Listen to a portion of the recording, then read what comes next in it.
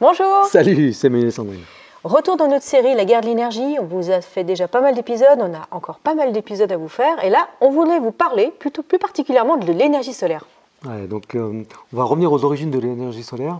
On va voir que c'est une histoire quand même pleine de rebondissements.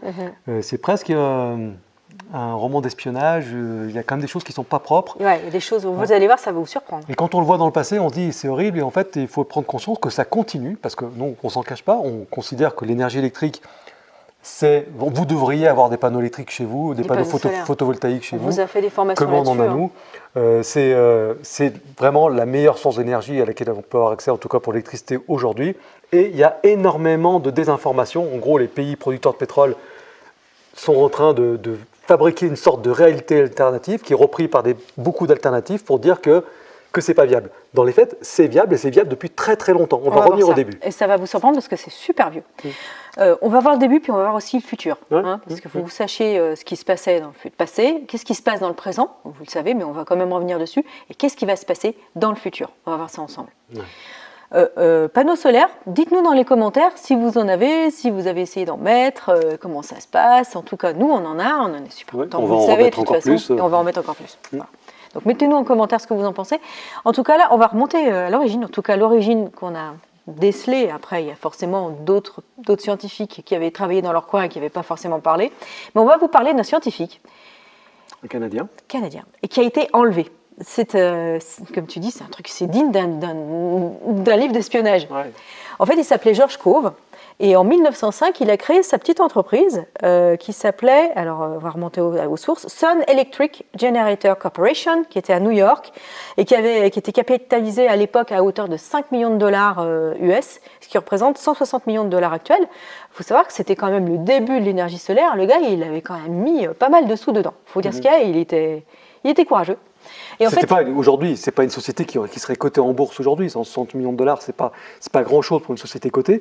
Mais pour une société émergente, avec un petit entrepreneur qui a mis ses économies de côté, qui a trouvé des investisseurs comme ça autour de lui et qui a monté une usine, c'est énorme.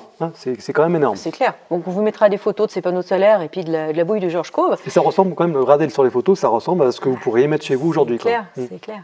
Et ce qu'il faut savoir, c'est qu'à l'époque, ça fonctionnait. Alors, la presse s'est saisie forcément de cette nouveauté.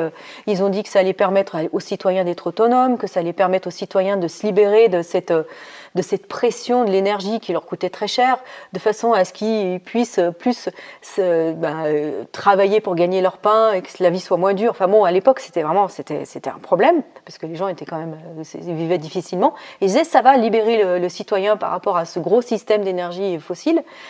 Ils en ont fait tout un tas d'articles, ils ont fait un tapage médiatique, et à l'époque, quelque part, ça a joué un petit peu contre George Cove, puisqu'en 1909, c'est le New York Herald, et c'était le 19 octobre 1909, a publié un article qui disait que George Cove avait été enlevé.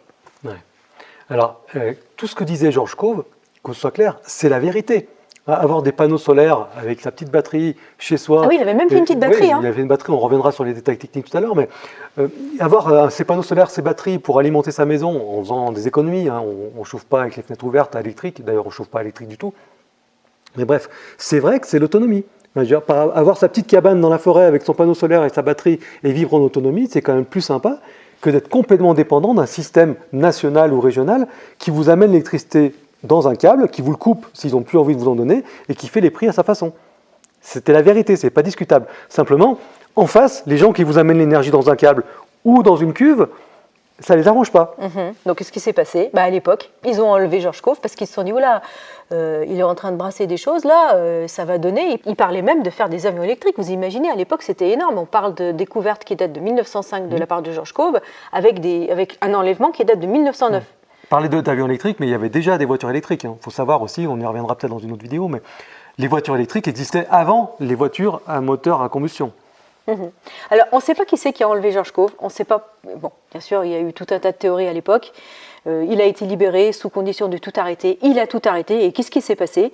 L'énergie solaire a été freinée de dizaines et des dizaines d'années d'évolution. Ouais. Au profit de quoi ?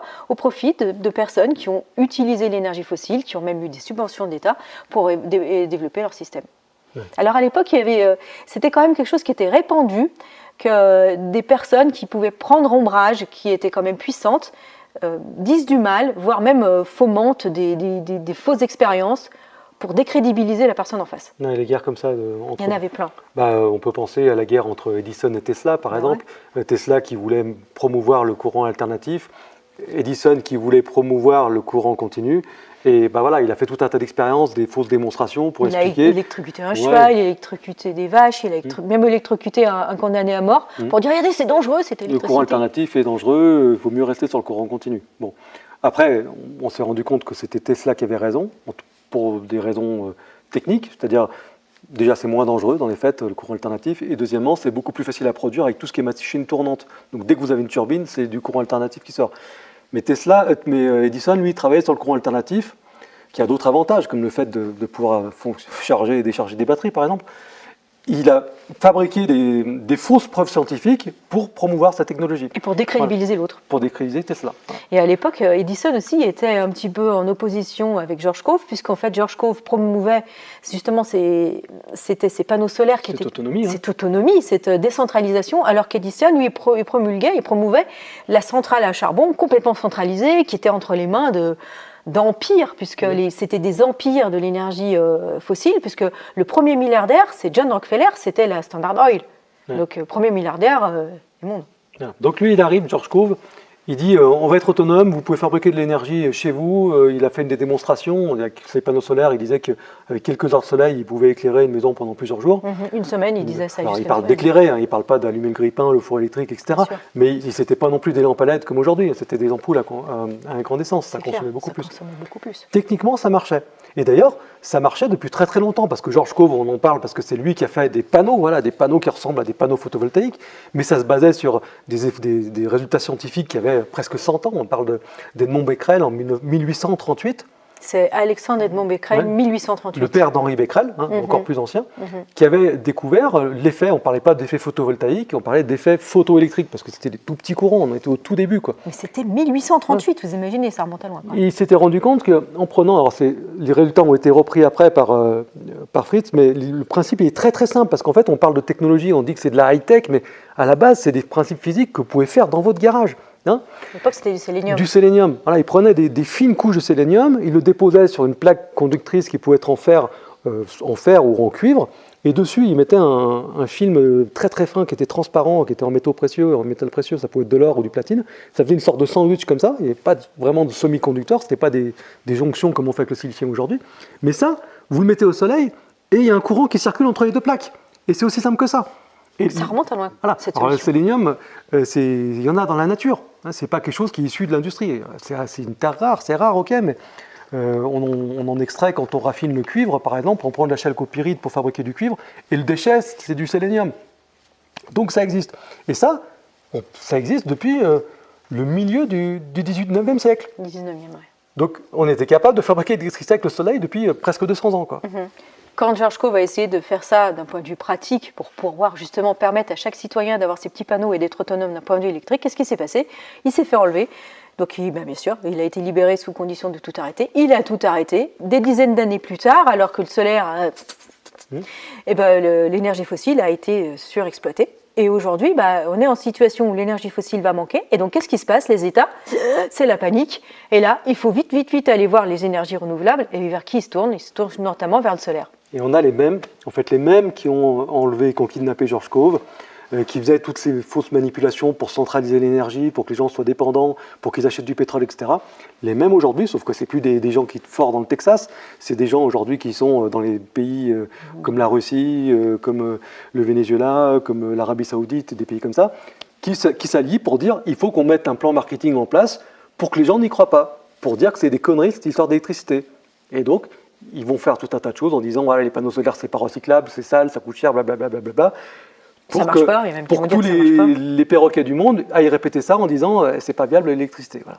Tandis que y a des scientifiques qui derrière sont en train de se dire il faut qu'on trouve des solutions, et ils se rendent bien compte que le solaire c'est une solution.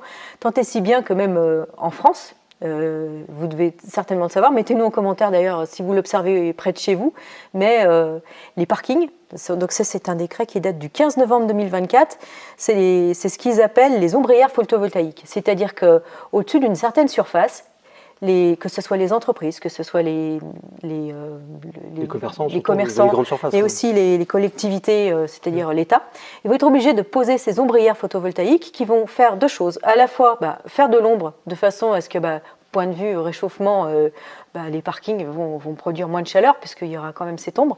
Et photovoltaïque, ça va créer de l'électricité. Ça va rendre autonome toutes ces entreprises, tous ces commerces, toutes ces collectivités et ça va faire de l'ombre. Donc super. Au niveau des surfaces, c'est quand même pas rien parce que je trouve que nous, on était limite avec notre local qu'on avait en France. 1500 m² de parking jusqu'à 10 000 m², ils ont jusqu'à juillet 2028. Et au-delà de 10 000 m², ils ont jusqu'à juillet 2026 pour mettre des ombrières. Donc là, on va vous mettre des photos. Ouais. On a trouvé Lidl, Carrefour, Leclerc. Dites-nous ce que vous voyez autour de chez vous, si c'est quelque chose qui est en train de se répandre ou si c'est encore anecdotique. Ouais. Alors là, c'est vrai que c'est une approche, on va dire, c'est encore une approche collective. D'abord, c'est fait un peu sous la contrainte. Donc 40 000 euros de pénalité par an. Il y a des gens qui vont dire, mais moi, je rêve tout juste à joindre les deux bouts avec mon entreprise et sous prétexte que j'ai un grand parking, vous allez m'obliger encore à sortir, à prendre un crédit ou à investir là-dedans. Ça, c'est vrai, c'est la vérité. Surtout que c'est des grosses amendes, 40 000 $, 40 000 euros d'amende s'ils ne le font pas. Par an. C'est vrai. Bon, vu de l'autre côté de l'entrepreneur, c'est encore une obligation. Voilà comment les États résolvent les problèmes, c'est en interdisant et en obligeant. D'un point de vue, il y a aussi l'aspect centralisation, c'est-à-dire qu'on ne parle pas d'individus qui sont autonomes parce qu'ils ont mis des panneaux solaires. On parle de remplacer le réseau qui est alimenté par des centrales à charbon par des parkings recouverts de panneaux. Mais, techniquement, ça marche.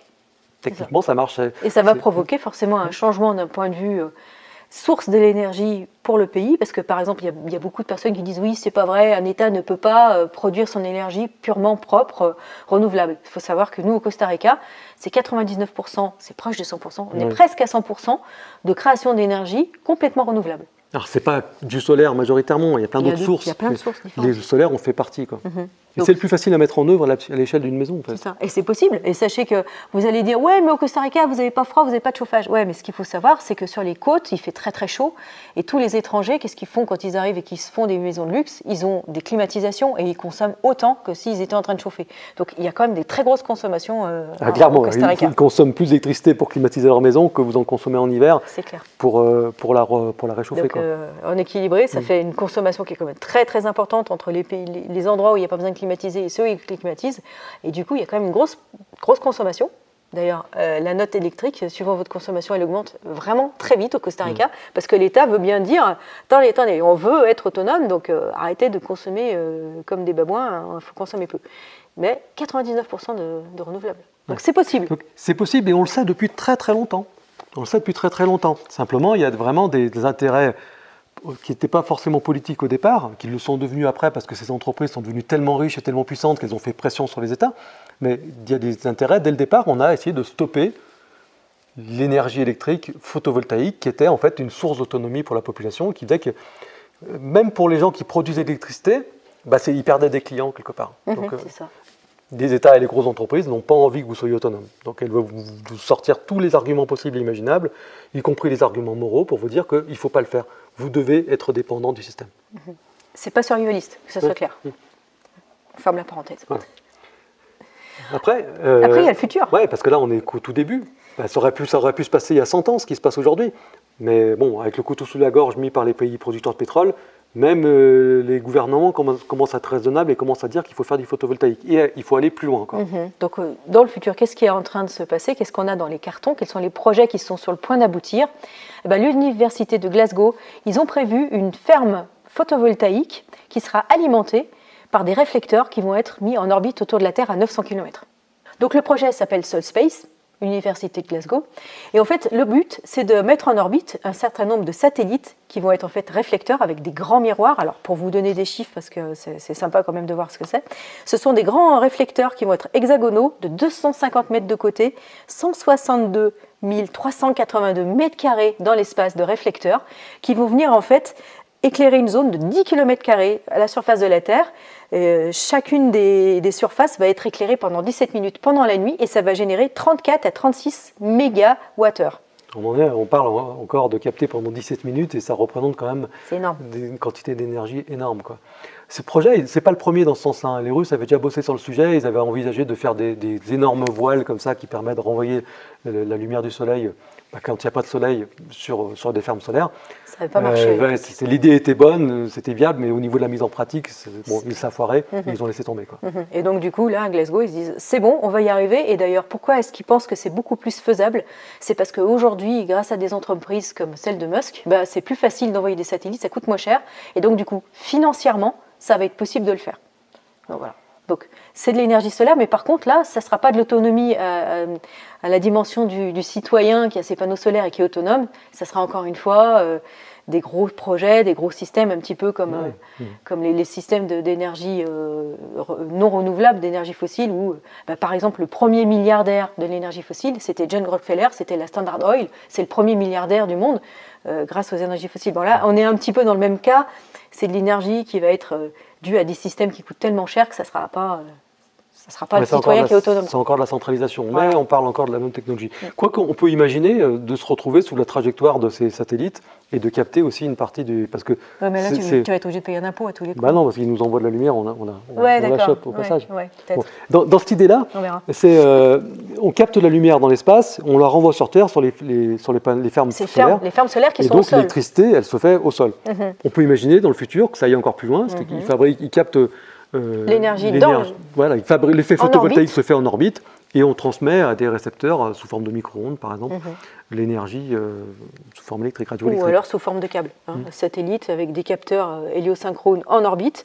Et là, il y a tout un tas d'ouvrages de science-fiction qui parlent de ça, de faire des tours très grandes qui iraient jusque là-haut, ou alors de mettre des câbles, vraiment en physique.